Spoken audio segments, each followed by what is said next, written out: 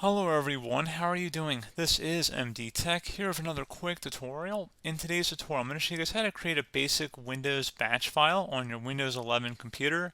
So this should be a pretty straightforward tutorial, guys, and without further ado, let's go ahead and jump right into it. So all you have to do is open up the search magnifying glass down your taskbar, and you want to search for Notepad. Best match should come back with Notepad. Go ahead and open that up.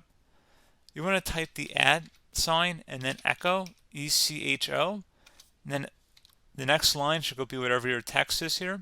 So if you want to have a command print, for example, you're going to type in echo, so ECHO. You can type in whatever you want, honestly, at this point, depending on whatever you're trying to create your batch file for. The echo command prints the text after the space on the screen. So I'm going to type a space in there, and I'm just going to type hello. And then I'm going to hit enter. And then I'm going to just type pause, which will be the end of it, and it will keep the window open. So PAUSE, select file and then save as. Now you want to save this as a file name, so I'm just going to call it batch file. Now you want to call it at the end, you want to type a .bat. That's the only thing that matters in here, so .bat. And you want to set save as type to all files. And I'm going to save it to my desktop here just for convenience. And I'm going to select save. And if I go over my desktop, I see a batch file on my desktop.